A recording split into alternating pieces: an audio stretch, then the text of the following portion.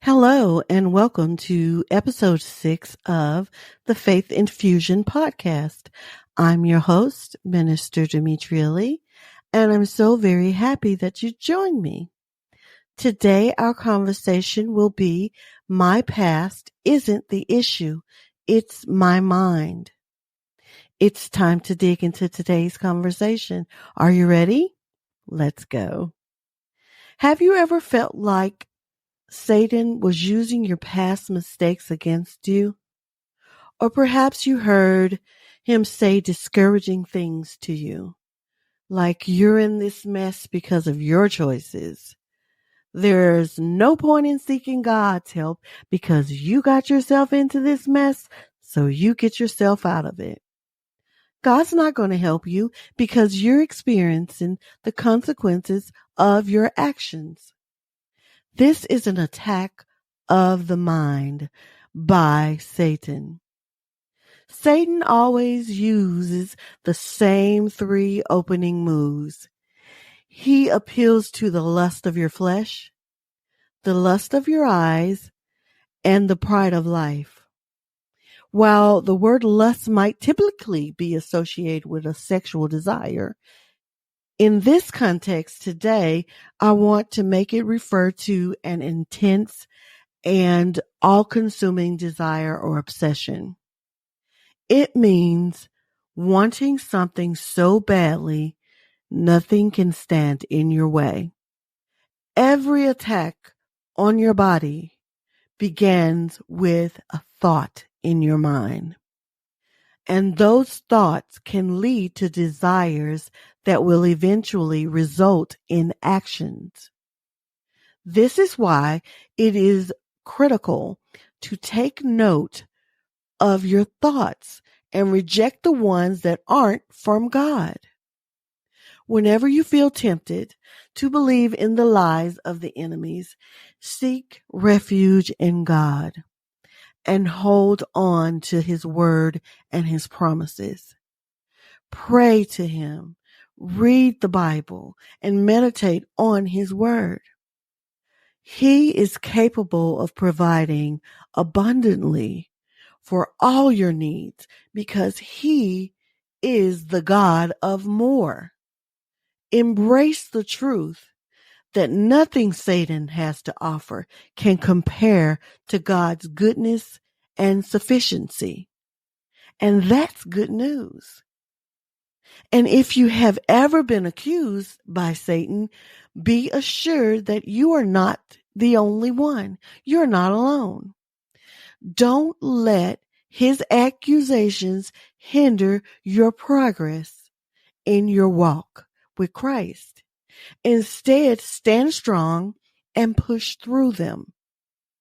1 Peter, the 5th chapter and the 8th verse says, be sober, be vigilant, because your adversary, the devil, walks about like a roaring lion, seeking whom he may devour. That means be watchful. When I say vigilant, be watchful, be attentive, and always be on guard.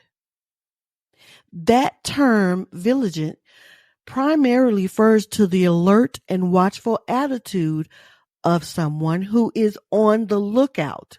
You're always on the lookout to ensure that no enemy or aggressor can enter your place of residence or your life. The text clearly emphasizes the importance of being alert and cautious against any potential threat. And Satan is a threat that seeks to infiltrate our lives. So we must constantly and consistently be vigilant. This is not a one-time act, but a persistent attitude of being unwavering in your commitment. One must make a firm decision. You have to make a decision. You cannot be indecisive. Make a firm decision to remain watchful, alert, and attentive to prevent any malicious force from covertly attacking or overpowering you. So therefore, it is imperative that we remain confident and resolute in our efforts to protect ourselves from any potential danger. The fact that Peter uses the word vigilant lets us know that the devil can be pretty sneaky in the way he attacks us. You have to be constantly observant to keep the devil out of your affairs. Peter urges us to be sober and vigilant. For our adversary, the devil is like a prosecutor who brings offenders to court.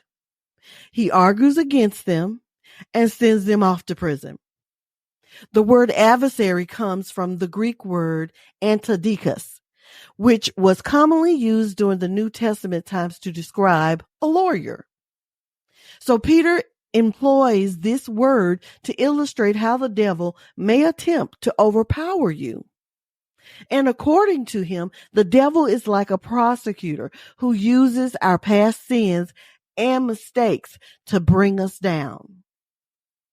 But we must remember that our past does not define us. And we do not deserve the difficulties the devil throws our way, because we are righteous and worthy of good things. And any negative thoughts or emotions that the devil tries to make you feel are false. You must be confident in your worth and refuse to believe the lies the devil tries to make you accept. It's so disheartening to see how many believers unknowingly make it easier for the devil to harm them by neglecting important aspects of their lives or being irresponsible in our actions. We've all done it. We've been irresponsible at some point in time in our life. And it's common to find people struggling with money. That is a major problem. We struggle with money problems because we spend beyond our means, or we accumulate debts with all these credit cards when we know we can't afford it. And similarly, many people get sick during the winter, but they don't dress appropriately for the winter. That's irresponsible. And then in our marriages, we suffer because we don't spend enough quality time together to nurture and harness that relationship. And while it's easy to blame the devil for all our problems, the truth is we often make it easier for him to harm us by not taking proper care of ourselves and our lives. By being more responsible and taking active steps to address these issues, you can reduce the devil's ability to cause harm and lead a happier and more fulfilling life. And I don't know about you, but I want to be happy. I've gone through enough in my life that I said my latter years will be my best years. And so far I was right. I believed in God to do just what he said. And he is doing just what he said. It has not been a cakewalk. It has not been easy, but God has been providing for me, and he has given me the promises that he made to me. There's still a couple out there, but he has blessed me tremendously, and I'm grateful for it. Now, by us being more responsible and taking active steps to address these issues, we can reduce the devil's ability to cause harm and lead that life, that happy life. Because the mercy of God is unfathomable. And when we stumble and fall and our actions take us down the wrong path, we can turn to God for forgiveness and restoration. Isn't that word great, restoration? He's going to restore what I lost. I'll have more than what I had before, because he's restoring what I lost. His grace is always there to help us get back on track, no matter how far we may have strayed. But Satan also has a part to play. Here comes that prosecutor who remembers everything, every mistake, every error that you've made, every wrong step you've taken. And he uses it against you and comes to accuse you like an adversary. His accusations are like a well-crafted legal argument that he presents to your mind. And I know y'all watch those attorney shows and those police shows where they're in court. Some of those attorneys are quite rough. And the devil is the enemy, and he is like a well-crafted legal argument. So you can just imagine how he's coming for our minds and how he tried to make us feel guilty and ashamed for our past actions. Even though we've repented and turned away from those mistakes, he will bring them back and they will feel fresh as the day when we left them. His intention is to bring us down and make us believe that we are beyond redemption. But you can't listen to him. Don't listen to him. It's lies. God has forgiven you. You have been redeemed. Why are you focusing on your past? Instead, we should remember that God is love. Remember that God's love is greater than any mistake that we've made. And his grace is always there to guide us toward that better path.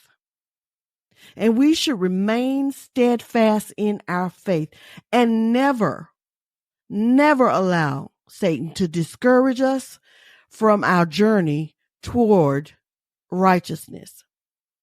He will say things like, to try to get you off track. The devil will come at you with, you're in this mess because of your dumb mistakes. You reaping what you sowed. And there's no way for you to get out of this mess. Girl, you paying for your past. Your kids are a mess because you failed as a parent. That's why you're going bankrupt, because you spend too much money on worthless things. You've destroyed all your friendships because you weren't a faithful friend. Those statements are so hurtful and they hit home. The devil sometimes will speak truth, and you may be responsible for the problems you're facing. You may have not been a loyal friend. You are responsible for your finances. The devil will use all these facts to persuade you. But it's time to face your mistakes and learn from them and make things right. If you've learned from your mistakes and made things right, he can't make you feel bad for them. You've resolved the issues. You can't make me feel bad for that anymore. David said in Psalms Chapter 103, verse 4, the Lord is the one who redeems our lives from destruction. He is a restoring, delivering, redeeming God. And he wants to snatch you out of the power of darkness and get you over into his realm of life and light, where past sin won't continue to exert its influences upon you. Colossians, the first chapter, 13th verse. Turn away from your past mistakes. Let your heart be in harmony with God and command the devil to flee. You got to go. Nothing you can say, I'm hearing right now. Because you are capable of overcoming any obstacle with faith and determination. If you refuse to entertain his negative thoughts that he's putting in your mind, you will not fall into trouble. Peter confidently asserts why this is so. The devil is like a roaring lion, is constantly roaming around looking for someone to devour. Have you ever experienced the deafening roar of a lion when it's hungry? Peter draws a parallel between the sound of a roaring lion and the way the devil attacks our mind. And according to Peter, when the enemy unleashes his accusations, your mind becomes filled with the sounds of his lies, making it hard to hear anything else. The devil voice becomes so prominent that you can barely hear your own thoughts or the words of those around you. And the devil keeps repeating the same lies over and over and over again. And this repetition makes it challenging to distinguish between the truth and his lies. Even when people try to tell you the truth, their words get drowned out by the roar of that lion and his accusations.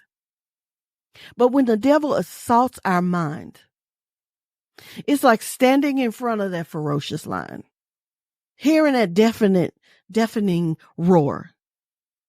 And it's so loud that you cannot even make out your own thoughts or words or those around you. In that moment of chaos, the only voice that resonates is the voice of the enemy and his constant repeating of the lies and trying to make you believe them. And have you ever heard the saying, if you hear it enough, you'll start believing it? That's why he's repeating it, because he wants you to believe it. Don't let him win the battle. Rise above the chaos and remember that you have the strength to conquer anything that comes your way, even the devil himself. He has no power. And if you keep listening to the devil's negative thoughts and accusations, you will be left feeling ripped apart and your mind in a constant state of turmoil. Peter warns us that the devil will devour us, meaning he wants to consume and destroy us, just like a lion would drink the blood of its prey. He is trying to suck you dry. The devil's ultimate goal is to leave you feeling emotionally drained and to take away all that is good in your life or make you not realize what's good in your life. You can't notice what's good in your life because you're so focused on what went wrong in your life. But don't let him get the best of you. You have the power to refuse his lies and to stop him in his tracks.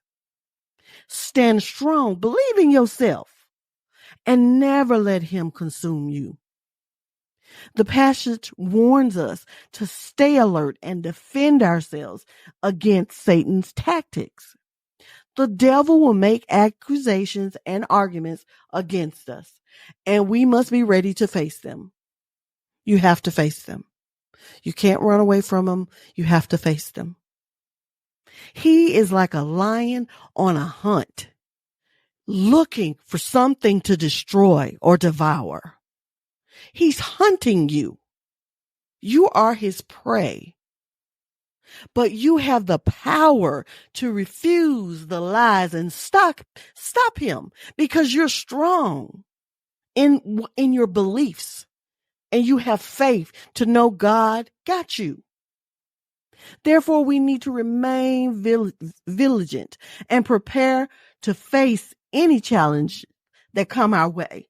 Doing so can overcome the devil's attacks, and you will emerge victorious. The passage encourages us to stay strong and determined, just like a lion never gives up until he achieves his goal.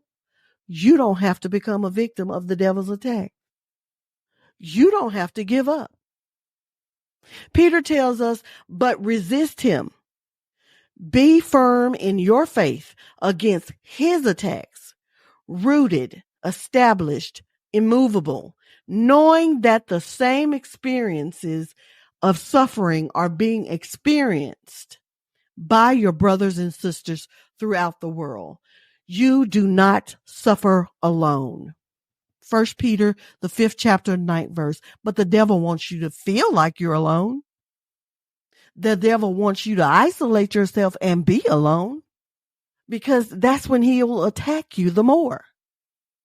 But if you want to rid your mind and life of Satan, you must resist him with all your might. Because the devil trembles in fear when we face him and we challenge him. He trembles in fear. He trembles in fear when we face him and challenge him. Don't cave in to him. Challenge him. And remember, you are not alone in this battle. And stop putting yourself alone. Seek out those who are strong in faith and ask them to pray with you. And together, you can defeat the devil and emerge victoriously. We are victorious in Christ Jesus. The devil has no power. That's why he plays these little games with our minds. But stand strong. You can do it. You're not alone. I hope you enjoyed our conversation today, and I pray that you've received something to take with you throughout this coming week. Please join us next week for another episode of the Faith Infusion Podcast. And as always, I'm your host, Minister Demetria Lea. Until next time, be blessed. For more information about us, please contact us at demetrialee40@gmail.com. And remember to please like, share, and subscribe to our podcast on all social media platforms. Be blessed.